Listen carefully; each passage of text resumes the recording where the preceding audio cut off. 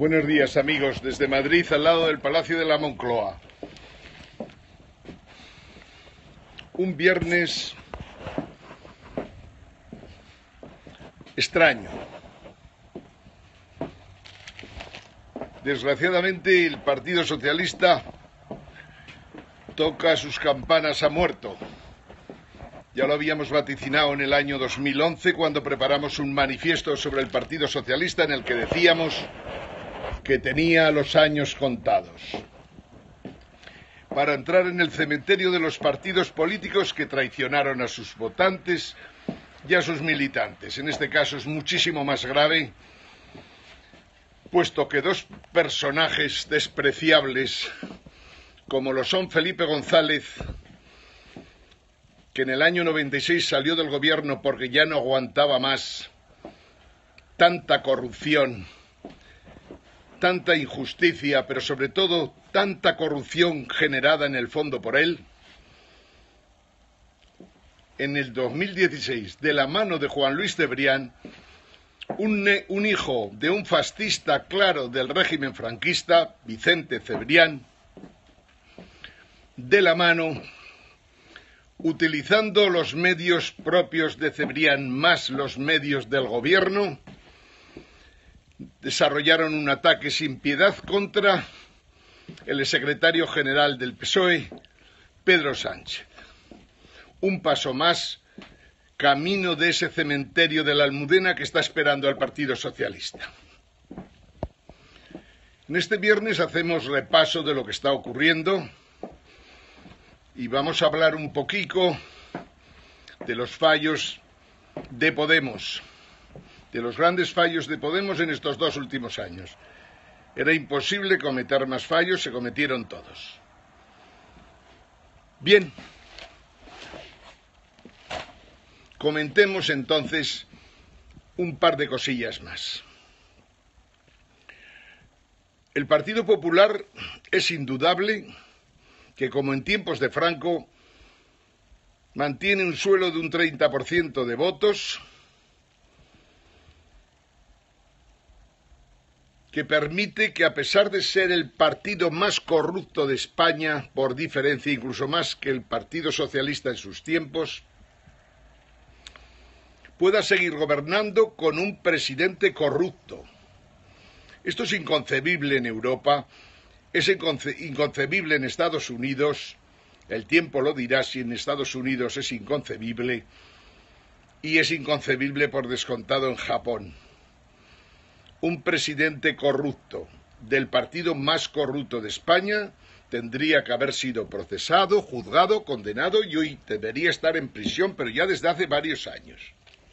Si esto no ocurre en España es sencillamente porque el Estado de Derecho no funciona, porque los jueces, gracias a Felipe González y a José María Aznar, son elegidos por los partidos políticos. Esta es la realidad de España.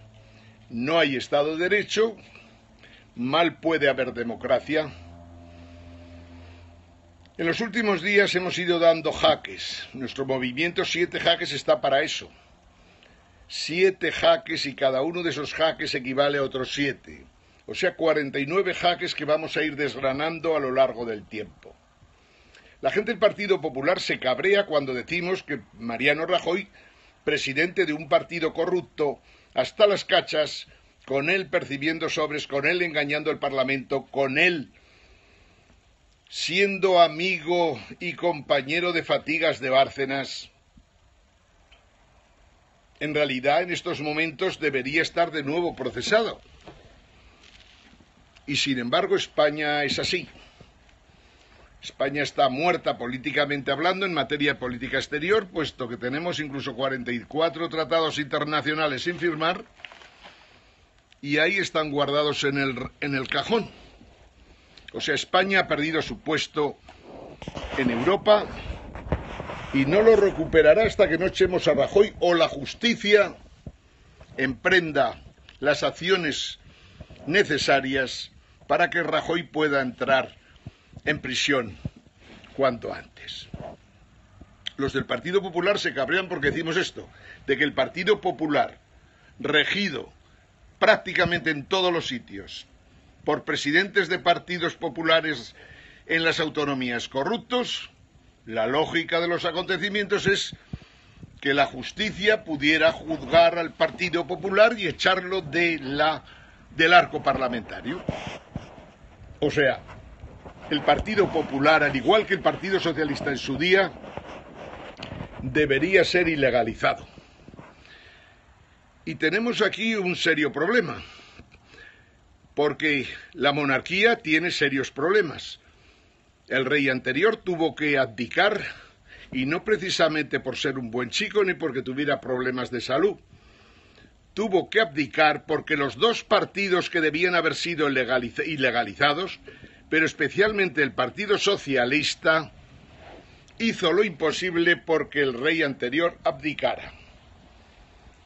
Motivos 1000. Todos los que queráis imaginar en la España de la corrupción estaban concretados en la primera persona del régimen. O sea, el monarca abdica a petición de los partidos políticos más importantes que deberían estar ilegalizados porque son dos partidos en los que la corrupción ha imperado y que el juego limpio en las elecciones no ha existido nunca. Bien, si nos fallan los partidos políticos que desde la Constitución del 78 tuvieron, digamos, un plus especial para traer a España la democracia y para aprovechar, digamos, ese poder que se les daba a los partidos para que nos llevaran a una democracia moderna, si esos partidos no solo fracasaron, sino que se adueñaron, por decirlo de alguna manera, del Estado, tomaron todas y cada una de las instituciones, empresas públicas, en autonomías, en municipios, en cabildos y, por descontado, en empresas públicas. Todos los puestos se los repartieron hasta en la universidad, hasta en las cajas de ahorro, más todavía que en Italia, que también en un momento determinado, en la época de Tangentopoulos, se cargó a todos los partidos políticos. ¿En España puede ocurrir esto? Claro que puede ocurrir. Solo hace falta que la justicia funcione. Solo hace falta que el país reaccione. Es posible que nos haga falta un nuevo Gandhi, Mahatma Gandhi. O puede que nos haga falta un Lutero King. O puede que nos haga falta un Mandela. Pero sin violencia, pero con manifestaciones diarias y periódicas, pero sobre todo durante un tiempo concreto, mediante manifestaciones diarias, día y noche, sin violencia de ninguna clase.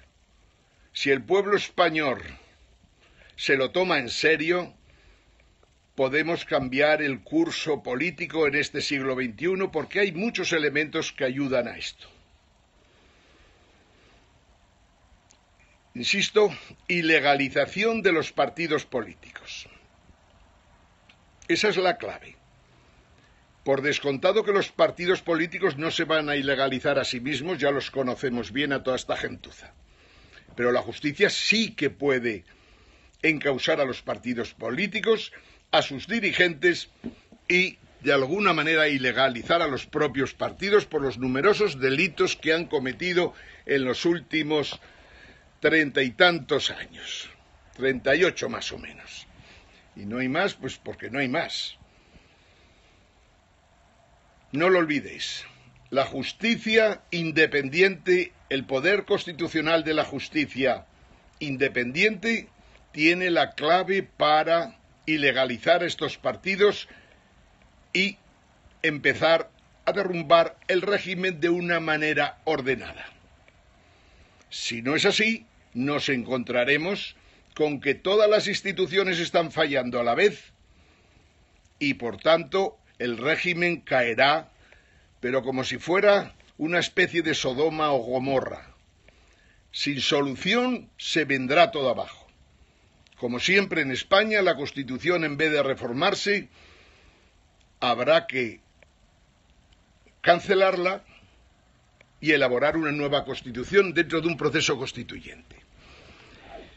Y sin embargo, están pasando tantas cosas en el mundo en estos momentos que nos retrotrae de alguna manera a los años 30 del siglo pasado. Años 30, la sexta guerra civil, la más violenta de todas en España. 3 años de guerra incivil que provocaron cientos de miles de muertos, de expatriados, un retroceso histórico en cuanto que la gente más culta de España salió de ella, y desgraciadamente todo un periodo perdido hasta el año 1975 con la muerte de Franco. De 75 en adelante hemos vivido verdaderas tragedias, porque la mayor tragedia de todo es que el franquismo se transformara en posfranquismo, una cosa denostada cuando lo dices en las televisiones de la caverna. El franquismo se transformó en el posfranquismo, sumó al Partido Comunista y al Partido Socialista, también hijos de próceres del franquismo, y lo más grave, los pocos medios de comunicación que se crearon también procedían del viejo régimen. El caso más exagerado de todos, por mucha diferencia, y que cuenta con mucho detalle Gregorio Morán en El cura y los mandarines, es el caso del País. El País fue creado por gente de la época de Franco, gente que en los últimos años, digamos, que pertenecía a un terreno difuso. Habían colaborado con la dictadura sus padres o ellos mismos, pero en cuerpo y alma. En el año 75 al 78 se crea el País. Lo crean gente del viejo régimen, sin dudas de ninguna clase. Lo crea Fraga Iribarne, lo crea Jesús Polanco, por aquel entonces todavía un pardillo, lo crean un familiar de Ortega y Gasset para darle un poco de colorido. En realidad el País procedía del viejo régimen, procedía de la derecha. El primer director, que es Juan Luis Cebrián, es hijo de Vicente Cebrián, el preboste de los medios de comunicación del movimiento. Cebrián se había educado en aquel ambiente, y de aquel ambiente pudo conseguir, lógicamente, gracias a los oficios de varias personas con las que estuvo cerca, Pío Cabanillas, entre otros, Florentino Pérez Enviz, un hombre del Opus Dei, por descontado, que era el que controlaba la editora del movimiento, y que fue el que en el fondo permitió a gente como Polanco sobrevivir vendiendo libros al principio y luego poco a poco metiéndose en la editora nacional. Florentino Pérez Enviz. El Florentino Pérez de hoy piensa que Florentino Pérez solo es él, pero Florentino Pérez Enviz era una persona inteligente y mucho más interesante, por descontado, que Florentino Pérez Rodríguez. Era un preboste del viejo régimen que fue de alguna manera el que permitió que algunos literatos o medio literatos de aquella época pudieran sobrevivir, como fue el caso de Hierro, o pudieran medrar algo dentro de la editora nacional. La realidad, creo recordar, que es en el año 1976 en el que se crea el País y saca su primer número en un martes, porque no podía ser el lunes. En aquellos tiempos el periodismo oficial tenía una especie de hoja del lunes, que era el único periódico que se publicaba entonces. El País es un fraude total, el fraude más descarado que ha habido en España, y el que pregonará por América del Sur, sobre todo Centroamérica, el mantra de que la transición española había sido una obra maestra. ¿Sí? Una obra maestra en la que los viejos franquistas, los hijos de los viejos franquistas, se hacen amigos de los hijos de fallecidos en puertas de cementerio y, por esas cosas raras de la vida, España consigue ser el segundo país del mundo, y es desgraciado decir cuál es el otro país al que se asemeja, el único país del mundo, prácticamente España, y más en las democracias occidentales, que sigue teniendo muchos muertos desaparecidos en la guerra que todavía no han podido ser enterrados en cementerios como corresponde. Esperemos que la iniciativa del Parlamento de Cataluña, forzando a deshacer las sentencias de los tribunales de la época de Franco, de 70 y tantos mil procesados y 3.000 ejecutados sin piedad, así como aquellos que fueron deportados y entregados a las SS o a los alemanes para que fueran a campos de concentración donde terminaron sus días, muchos de ellos fumigados por el gas que utilizaban los nazis en los campos de concentración. Juan Luis Cebrián no puede hablar de democracia ni hoy, ni entonces, ni nunca. Es repugnante a estas alturas de la historia de España que se haya quitado la careta, que se haya puesto al lado del Partido Popular, que, insisto, es un partido corrupto hasta las cachas y que debía ser ilegalizado, y que esté ayudando a configurar un gobierno minoritario del Partido Popular con un presidente corrupto al frente. Ese es Juan Luis Cebrián, y no los periodistas basura que intentan convencernos de que Juan Luis Cebrián ha defendido en alguna ocasión la democracia. Mentira, pura mentira, falsedad total, al igual que sus amigos Felipe González, que también debía ser procesado, y ya basta de coñas por parte de los socialistas de Andalucía y demás.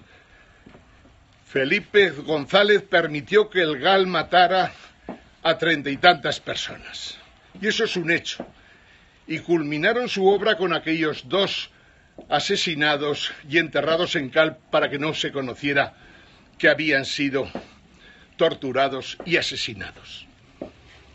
Felipe González no tiene, si tuviera vergüenza no se atrevería a ir a una universidad, como ya le ocurrió en el periodo 93 y 96, en la que le dijeron algunos que había 2 motivos para que él fuera procesado y para que dimitiera de la presidencia del gobierno, que por cierto lo haría poco después. Los 2 motivos eran que a su alrededor había habido corruptos en todos los puestos importantes del Estado político español y, por descontado, del gobierno que él presidía. Le dijeron que no se podía estar rodeado de tanto sinvergüenza, ni de tanto corrupto, y que si no tenía que dimitir por aquellas razones, no le hablaban en ese momento de los GAL, hoy día lo conocemos todo con mucho mayor detalle, decían que debía dimitir simplemente por ser un verdadero necio, al tener a su alrededor verdaderos sinvergüenzas por todos los lados. Felipe González no puede hablar de nada, y Felipe González debería ser procesado, en mi opinión. Movimiento 7 jaques no tiene ninguna duda. Uno de esos jaques es precisamente jaque a la corrupción a todos los niveles. Dicho esto, que tendremos que seguir comentando, os he dicho muchas veces que hay aquí un libro maravilloso, El cura y los mandarines, del amigo Gregorio Morán, que debéis leerlo, porque es una historia no oficial del Bosque de los Letrados, que en el fondo fue un libro que costó publicar porque José María Lara, director de Planeta, no lo quiso hacer sencillamente porque se metía con un anterior presidente de la Real Academia de la Lengua Española, otro personaje que había trepado desde sus orígenes vergonzantes hasta alcanzar la presidencia de la Real Academia de la Lengua. Así nos va, claro.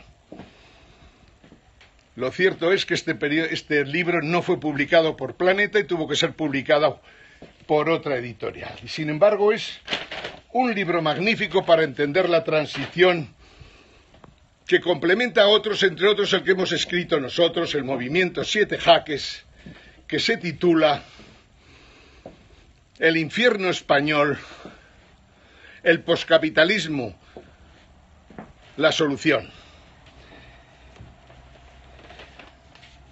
El país pretendió ser una especie de intelectual orgánico del régimen, de intelectual colectivo, decían al principio, y sin embargo el 85-90% de la gente que ha publicado en el país ha sido verdadera bazofia, como personas, como políticos, como literatos, como comentaristas. El 85-90% de todo lo que ha publicado el país a lo largo de su historia no vale para nada, entre otras cosas porque era un ejercicio de manipulación horroroso y vergonzante.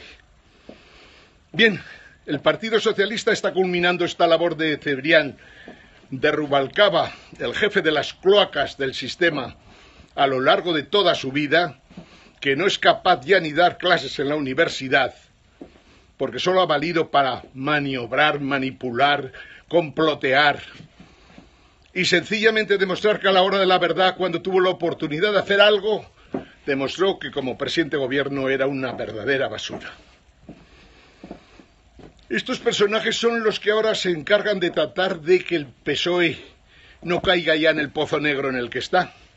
Y es imposible, porque Andalucía, que es la reserva del PSOE, es la reserva podrida del PSOE, y tiene que entrar también en sus cementerios andaluces de una puñetera vez para siempre, porque en el PSOE no se puede repetir la existencia de un Indalecio o Indalecia Prieto en estos momentos, con una persona sin conocimientos, sin formación, sin información, y que en el fondo podría competir perfectamente con la gente que vende verduras en los mercados. Nada más y nada menos, que es mucho. España tiene enfrente en estos momentos una Europa que se cae a trozos, y España, desgraciadamente, por culpa de esta panda de ignorantes, pero no solo ignorantes, sino gente vendida completamente, una pandilla de mediócratas de medio pelo, que toda su vida la hicieron a costa de unas oposiciones que les permitió meterse en gobiernos y luego en el Estado, nos han llevado a una situación en la que España, de las 5 grandes potencias de Europa, aunque solo sea por habitantes, es la que está peor desde el punto de vista político, económico, social, demográfico y todo lo que queráis añadir. Aquí llegamos entonces, en este final de mes, a una verdadera felonía, y es que con la traición del PSOE pueda gobernar un personaje impresentable que debería haber sido procesado y que en cualquier país del mundo habría sido condenado ya hace mucho tiempo. Esto puede ocurrir en octubre, y mucho de ello se lo debemos a Pablo Iglesias.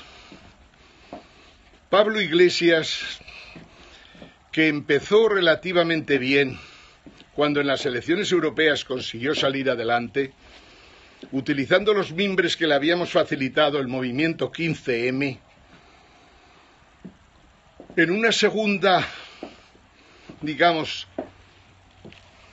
en una segunda fase en la que se produjeron demasiados acontecimientos y que sin estrategia ni táctica alguna intentó convertirse en el partido que gobernara en España, nos demostró que en la vida, sin formación, sin información, sin experiencia, sin haber sudado la gota china, que jugando activista político de pacotilla, nos demostró que no se puede asumir ninguna responsabilidad importante. Los errores han sido 1000. Primero, el no permitir gobernar al Partido Socialista con todos sus defectos.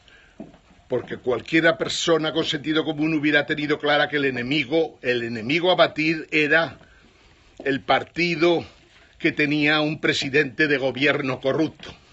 Ese era el enemigo. Se hubiera apoyado los planteamientos de Sánchez y se hubiera dejado de chulerías de todo tipo.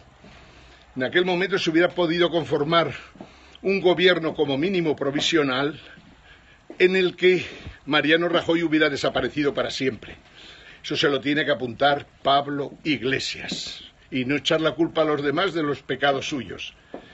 Posteriormente siguió avanzando en una política nefasta que era dividir España, permitir que en cada autonomía se defendiera, por decirlo de alguna manera, la independencia, lo cual era una aberración, porque España somos lo que somos y seremos lo que seremos si conseguimos mantener España unida, con Portugal incluida si quiere, o sin Portugal incluida. Pero España se debe mantener unida, y mantener unida España supone no facilitar a nacionalistas con buena o mala intención el que se independicen de España. Que es inevitable que en España hay que cambiarlo todo, que seguramente el régimen monárquico tiene que desaparecer, es evidente. Pero eso precisamente permitiría, con una nueva constitución republicana, un proyecto constitucional interesante y nuevo. Hemos aprendido mucho. Algún día seremos capaces de hacer proyectos como nos demandan los españoles. Con un proyecto constitucional habría la posibilidad de que los catalanes y los vascos se sintieran más cómodos en España, porque en el fondo ha primado siempre lo económico sobre lo político. Y por lo tanto, las ventajas de hacer una reforma total del Estado de las autonomías de hoy nos permitiría ahorrar mucho dinero y nos permitiría mejorar la vida y la existencia en el País Vasco, en Cataluña, en Galicia, en las Baleares, en Valencia, en Aragón, en las Castillas, en Murcia, en Santander, en Asturias, en La Rioja, Murcia, etcétera, etcétera. Luego estamos ahora en un momento terrible en el sentido de que Pablo Iglesias ya no puede contener a sus huestes y va a saber lo que vale un peine cuando empiece a funcionar la mierda de la prensa y televisión de este país. Va a saber lo que vale un peine el que una televisión como la 4 y la 6 no estén a tu disposición todas las horas del día. Y sin embargo España necesitaba un movimiento populista transversal como en su origen todos queríamos. El emperrarse en tener a los activistas del botellón para conformar las listas electorales, pues ha sido un desastre. Y si no se refuerzan claramente las listas y los asesoramientos de verdad en sitios como Andalucía, Madrid, Barcelona, Galicia, País Vasco y resto de España, si no se refuerza con gente inteligente que siga creyendo que España no puede seguir dependiendo del Partido Popular y del Partido Socialista, que deben ser ilegalizados, si no entendemos que estas cosas solo se pueden hacer con gente inteligente, no queda más remedio que pedir a los militantes de Podemos, a los buenos militantes del PSOE, incluso a los buenos militantes del Partido Popular y demás, que dejen esos partidos que no llevan a ninguna parte y que entren a formar parte de un movimiento transversal, el movimiento 7 Jaques, que puede ser la solución para todos nuestros problemas, entre otras cosas, porque entiende que la crisis que hay hoy en el mundo y que hay que conseguir superar no se puede desarrollar ni con el capitalismo ni con el neoliberalismo, ni por descontado con el comunismo, ni con Izquierda Unida, ni con San Pedro Bendito. Tenemos que ir a una fase más allá, que le hemos llamado postcapitalista por llamarle de alguna manera, pero que en el fondo tiene los fundamentos para asumir que el mundo ha cambiado, que el sistema monetario internacional no puede seguir así y hay que cambiarlo radicalmente, que las democracias liberales están muertas para siempre, que el mundo ha cambiado y que nunca más viviremos lo que se ha vivido los últimos 60 años. A lo largo de estos meses hemos estado hablando mucho de estas cosas.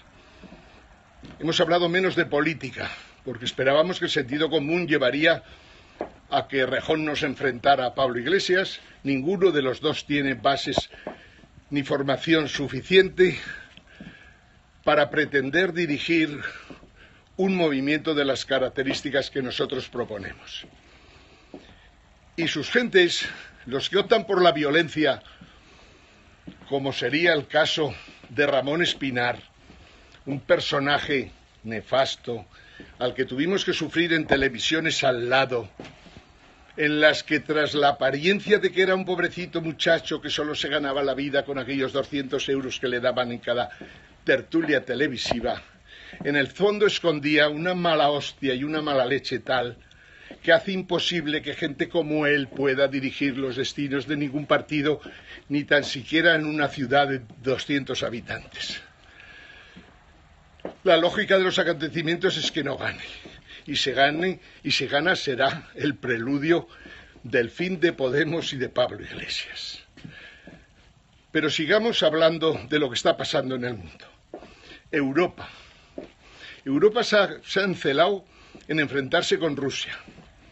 El único país con sentido común en estos momentos en Europa y con un presidente que sabe dónde va y lo que quiere. Rusia.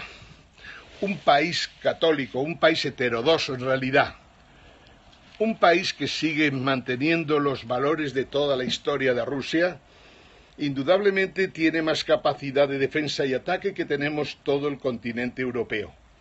Nos parece aberrante que Europa se enfrente a Rusia y más que el Reino Unido del Brexit, simplemente por el lamer el culo a Estados Unidos, se enfrente a Rusia cuando en estos momentos Rusia es el único país que tiene unos planteamientos lógicos y que siempre habían sido el tratar de conformar un continente euroasiático en el que nos lleváramos bien, en que los problemas energéticos desaparecieran y en los que de alguna manera el continente tuviera una voz y fuerte y presencia seria en el mundo. Para hacer eso necesitábamos unir Europa y Rusia, y nosotros por descontados dentro de eso. Europa se está muriendo, entre otras cosas, porque se ha trabajado muy mal. Europa se muere económicamente. Europa ya no es capaz de crecer en ningún país.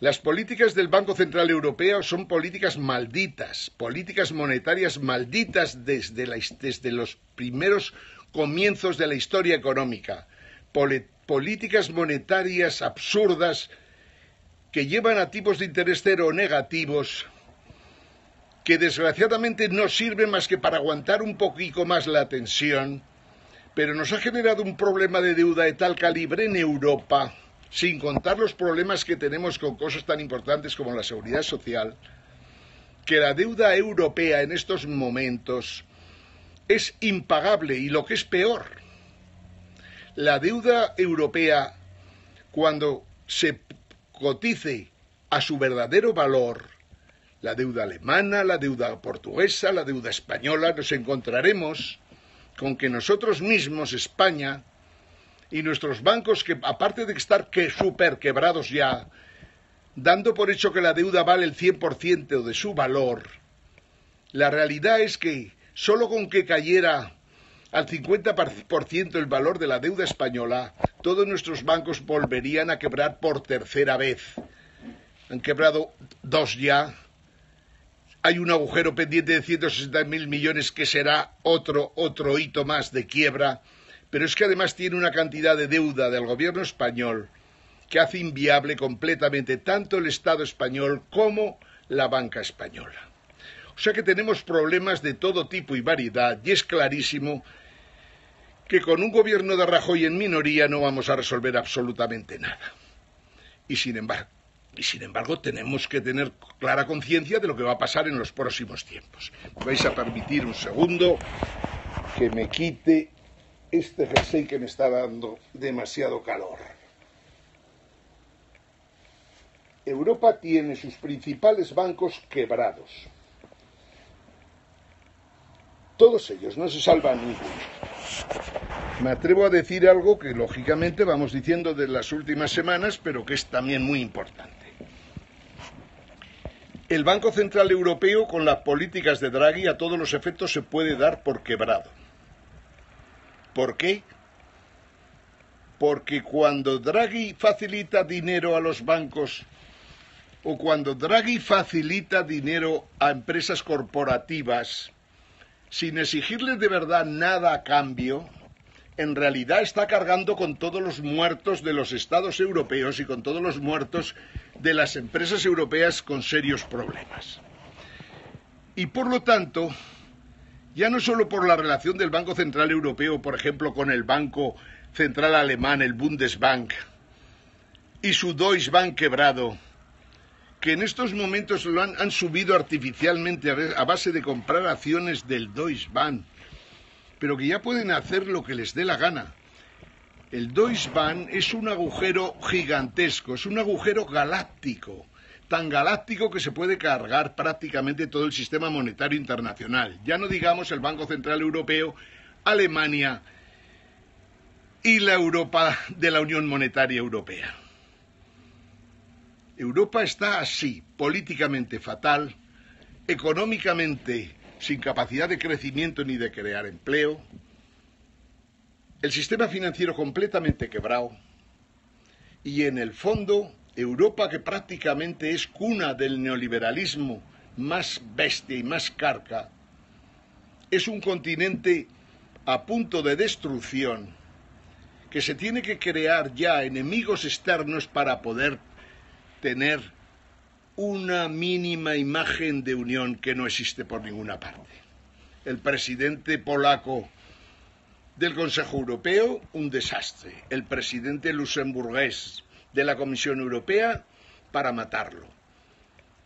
El presidente del Banco Central Europeo se está cargando el propio Banco Central Europeo y cualquier posibilidad de que en su día podamos salir de esta crisis.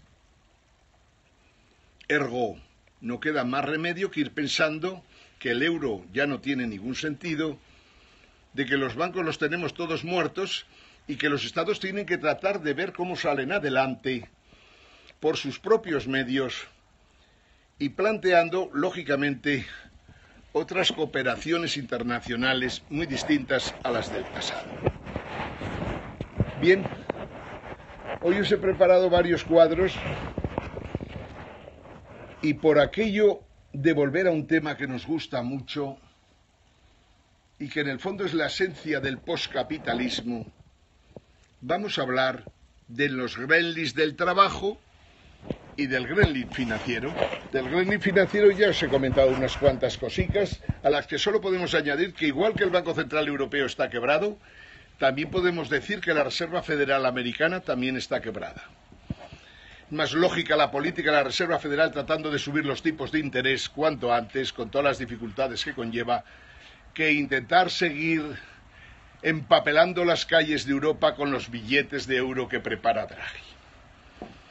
El gremlin financiero, pues, lo tenemos totalmente disparado, es imposible volverlo al baúl y no queda más remedio que replantearse si somos capaces a nivel mundial un nuevo sistema monetario internacional que, como os he dicho tantas veces, no es fácil el hacerlo en estos momentos, porque inevitablemente habrá muchos países que no podrán pagar sus deudas y creemos sinceramente que habrá que condonar muchas deudas.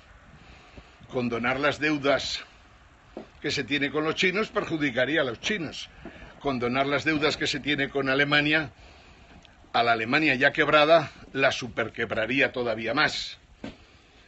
Tenemos ahí un gran hándicap que mientras no lo resolvamos podemos tener garantía absoluta de que hay miles de posibilidades de que una tercera guerra mundial intente resolver parcialmente parte de los problemas que existen. El gremlin del trabajo también es un gremlin especialmente provocado por el neoliberalismo. El neoliberalismo se ha cargado los sindicatos y las organizaciones empresariales. Es ridículo que la COE tenga todavía en estos momentos una especie de delegado ante el Congreso español de un personaje que procede precisamente del Congreso y que ahora se ha quedado sin plaza. Es ridículo. Tan ridículo como en estos momentos digan que el Consejo, aquel de la competitividad, vaya a cerrar sus puertas una vez que ha conseguido que tengamos un gobierno minoritario presidido por un presidente corrupto. Demencial. Pero cierto, el neoliberalismo se cargó las organizaciones sindicales y se cargó las organizaciones empresariales. No gastemos un duro más, un euro en ellas, por favor, ni en la Andalucía corrupta, ni en el Madrid corrupto, ni un euro en ellas. Tampoco gastemos nada en Daniel Lacalle para que no nos traiga de la City nada, porque nada puede traernos. Decía que el Gremlin del trabajo es uno de los grandes problemas de esta época y que le tenemos que dar solución en nuestro movimiento 7 jaques postcapitalista. Hay que darle solución por obligación. No es nuevo que en Estados Unidos dicen que ha mejorado el empleo, pero no nos dicen la verdad completamente, ni muchísimo menos, ni completamente ni parcialmente. Lo cierto es que en Estados Unidos la legislación permite que en el trabajo a tiempo parcial puedas echar a la gente a la calle sin ningún tipo de coste para la empresa y que por descontado nadie tiene derecho a subsidio, a que le paguen la empresa nada, ninguna indemnización por haber estado trabajando un tiempo, ni tienen, digamos, derecho a vacaciones, ni tienen derecho a hacer un fondo de pensiones en el que colabora la empresa. Absolutamente nada. La mayor parte de los empleos que se han creado en Estados Unidos son trabajos a tiempo parcial. Y si calculamos las horas que había ahora y las horas que había en 2007, nos encontramos en que todavía las horas de trabajo que había en 2007 eran superiores a las actuales. Por lo tanto, el empleo en Estados Unidos no se crea. Y es por lo que hay tantos problemas y tanta desigualdad. Y que estén confrontando dos presidentes que ninguno de ellos debería estar en la carrera electoral por la presidencia de Estados Unidos. Pero es que estamos hablando del Gremlin del trabajo. El trabajo ha menguado, ha disminuido. Tal y cual van las cosas, el 47% de los empleos administrativos de logística, transporte, desaparecerán los próximos 8, 7, 10 años, no más. Los trabajos en la industria del petróleo, en la industria eléctrica, los trabajos en todo lo que tiene que ver con las energías, también van a caer radicalmente, pero seguramente en cifras superiores al 70%. Los trabajos administrativos en los gobiernos americanos, con todos sus estados, van a caer porque sobra también el 40 y tantos por ciento, porque ese tipo de trabajos se puede hacer perfectamente sin necesidad de personas. El tema de la robótica en el automóvil también destruirá empleo, aunque no tan rápido como se dice, porque en el fondo la robótica prácticamente ha entrado en 2 o 3 sectores nada más. Y por lo tanto sí que es un problema, pero se puede ir, digamos, pausando en el tiempo. Pero sin embargo, insisto, el Gremlin del trabajo sí que es un serio problema. Los empresarios, cuando quieren productividad, piensan o bien tener una legislación como la de Estados Unidos, o por el contrario, poner máquinas que puedan sustituir a las personas. O sea, como cuando en la construcción contratamos un martillo pilón para romper la piedra que nos ha salido en el subsuelo. Queremos, de ser posible, máquinas que nos hagan el trabajo de las personas para aumentar la productividad. Pero aún eso es complicado, porque la gente se puede rebelar. Y os diré una cosa, si toda la fabricación que hay hoy día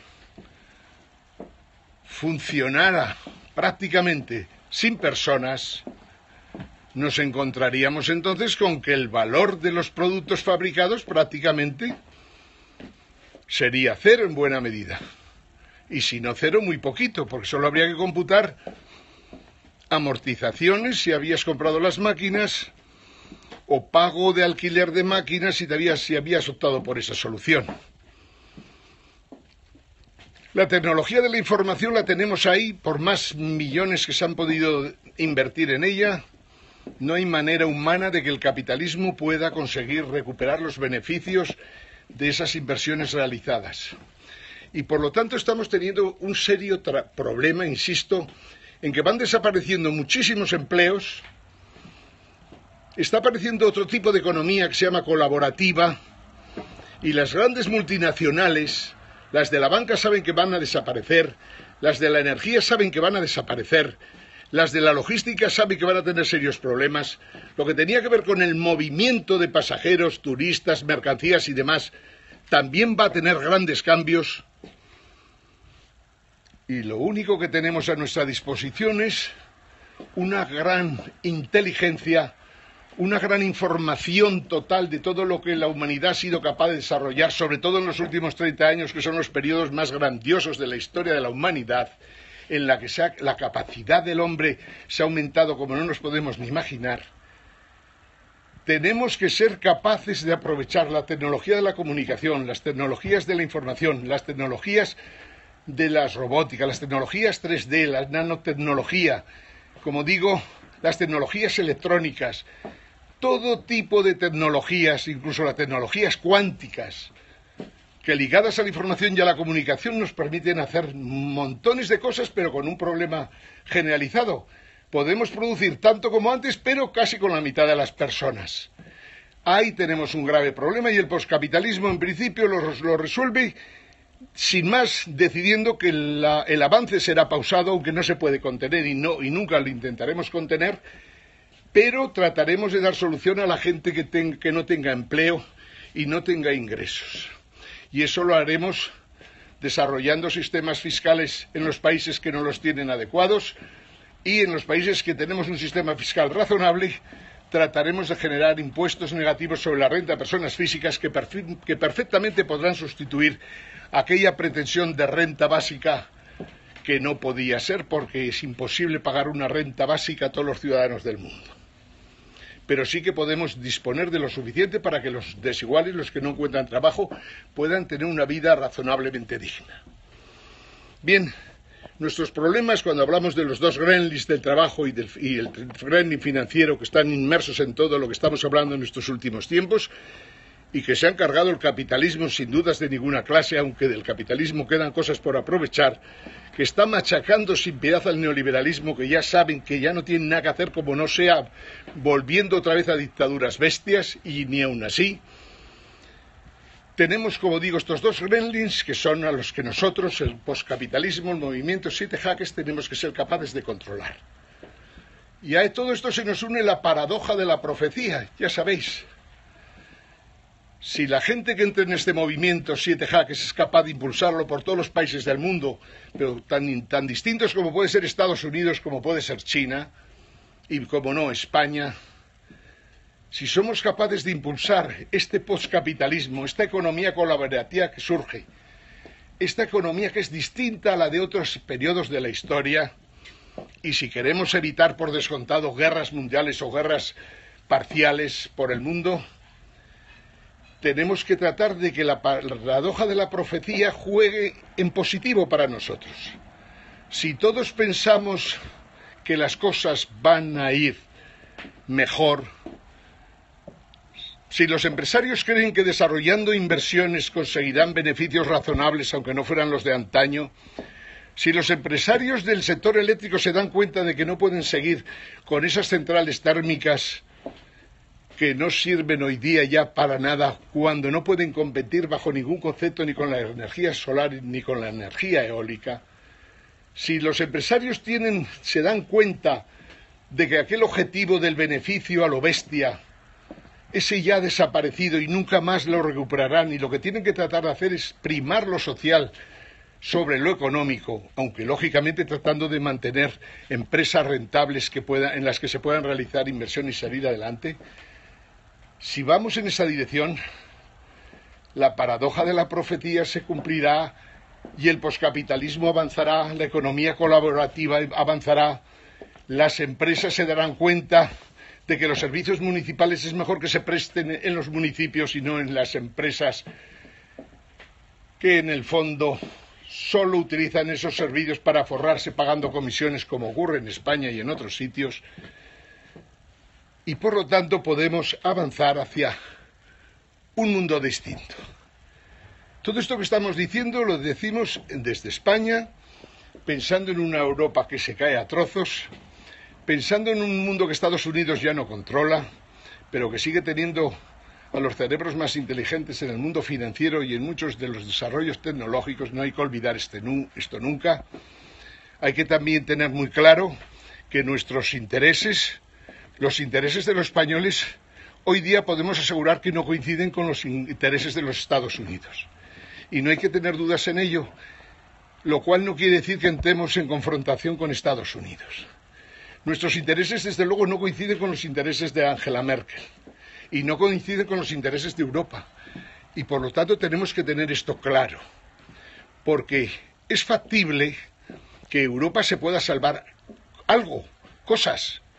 Lo que no se puede consentir en Europa es que siga con políticas de ajustes que en el fondo solo benefician a un país que además está quebrado. Y eso no será fácil de resolver. Una solución sería echar a Alemania de Europa.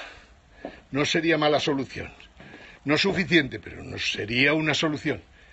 Europa no puede tener semejante aparato burocrático en Bruselas, en Berlín, en Frankfurt. No puede tener semejante aparato que no sirva absolutamente para nada. Ahora estamos viendo el fracaso del tratado con Canadá, como será el anticipo del fracaso del tratado con Estados Unidos. Y es que no se pueden hacer las cosas al margen de los demás, como hacía siempre el neoliberalismo. Esto que está fracasando en Europa es culpa del neoliberalismo, es culpa de los banqueros quebrados. No tiene sentido que Ana Botín nos dé consejos de nada, ni el señor Mariano Alierta ni nada, porque viven a costa nuestra, porque somos nosotros los que hemos estado salvando sus empresas y permitiéndoles que cobren tarifas que no debían cobrar. Todo esto tiene que cambiar aquí en Europa. Esto no es ser revolucionario, pero que sí que es, sin dudas de ninguna clase, un gran cambio que hay que realizar y en el que no hace falta precisamente la violencia. La justicia es la que se tiene que encargar de encerrar a los presidentes de bancos que han cometido delitos flagrantes. La justicia se tiene que cargar a los políticos que se han dejado corromper y a los empresarios de la corrupción, de los que conocemos muchos en España, que han corrompido a políticos. La justicia tiene que resolver los problemas para que no exista violencia. Y la justicia también tiene que encerrar a un presidente de gobierno si es corrupto y si no ha hecho nada por evitar la corrupción en su partido y en todos los rincones de España. Aquí lo dejamos, amigos. Viernes 21, más o menos la 1:34, con la tecnología de hoy, que en un telefonito, o mejor dicho, en un reloj de muñeca, puedes tener todo lo que os he dicho a lo largo de esta mañana. Como decía, hoy viernes, mañana sábado seguiremos hablando de poscapitalismo y de qué se puede hacer en España para ir muchísimo más rápido y de cómo podemos formar e informar a la gente para que al menos disponga de los conocimientos necesarios para poder tomar decisiones. Desde Madrid, al lado del Palacio de la Moncloa, gente honrada, con sustancia gris, no como la gente que puebla la Moncloa. Buenas tardes a todos. Desde Madrid, España, nos vemos mañana. Saludos a todos.